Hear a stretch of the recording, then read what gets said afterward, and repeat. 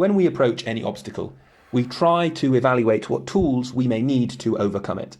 The forward-thinking problem solver will therefore be constantly trying to preempt the tools they may need to have, which necessarily requires an idea of what the upcoming obstacles may be. For the aspiring actor, this creates a problem. A standard definition of acting is really doing, truthfully under imaginary circumstances, Esper 2013. So, how can the aspiring actor prepare when the job at hand may be anything, something as innocuous as driving a car? To create something truthful under imaginary circumstances, the actor may need an understanding of text and the emotional requirements of the situation, and therefore an exposure to life. But to be able to really do requires the opposite, the freedom of one's physical body from their experience. As the more affected one has been by a previous experience, a broken shoulder which causes back pain, the more limited the actor is in terms of which actions they can really do. As the audience asks, why is he so stiff in his back when he's just said, oh, I've never had a physical injury? Of course, we cannot remove previous physical injuries. The broken shoulder cannot be unbroken, but we can train one's body to be as unimpeded from these previous physical experiences to be truly free. Once achieved, this becomes a source of strength for the actor. The richness of the emotional experience fuels their portrayal, but they are not limited by the physicality of this experience. Clearing the slate. As one who has had many physical injuries, a broken cheekbone, collarbone, rib, thumb, finger, to highlight but a few, an awareness of the necessity to free one's body was a vital first step for me. Throughout the last term, I became aware of just how limiting these injuries have been, as I saw the flexibility and fluidity with which other members of our group moved. The first steps, therefore, after an awareness of the problem, is to create flexibility, the simple practice of stretching oneself to a more correct alignment. More specifically, stretches which focus on specific areas of the body where I have problems and the method of stretching itself. Back rolls where I shake and nod my head, roll downs one vertebra at a time, supine shoulder rolls, isolated head rolls, and a different approach to stretching that did not see strain as success, but instead breathing into or relaxing into each stretch. This process, whilst challenging, has allowed me to reach new levels of flexibility and to see how I could embody characters which are further from my direct physical history. Clearing the slate, impartiality. Simply aiming for more flexibility was only the very beginning. Initially, in stretching, I was disinclined to stretch areas that were problematic, i.e. less flexible, as it would hurt more or be slow to achieve results.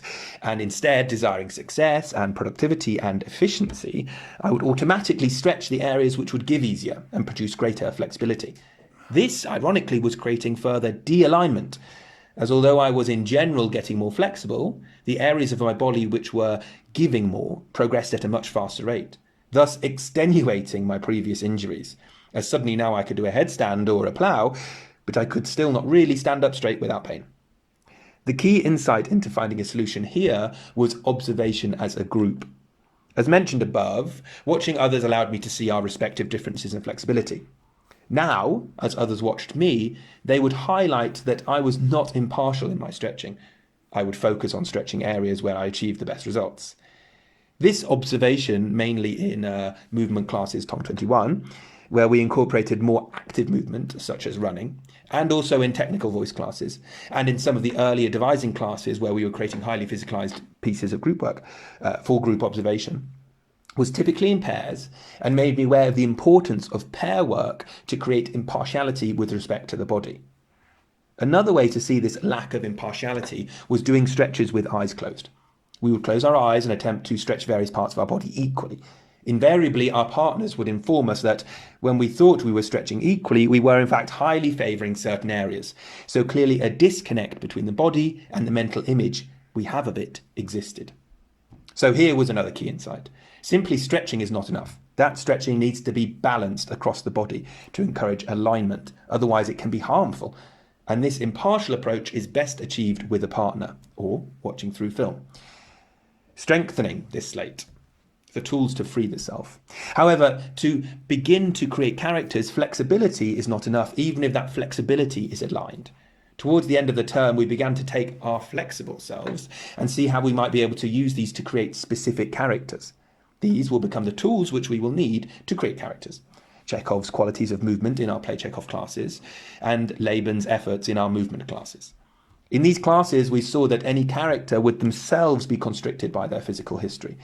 However, to embody their physical history, I did not need to develop anything beyond not being constricted by myself, i.e., being free from myself. One anecdote here proves useful. In week 7, despite warming up, when looking at the effort of slashing, indirect, strong, sudden in Laban terms, a movement which required a twisting and thrusting motion, I hurt my back.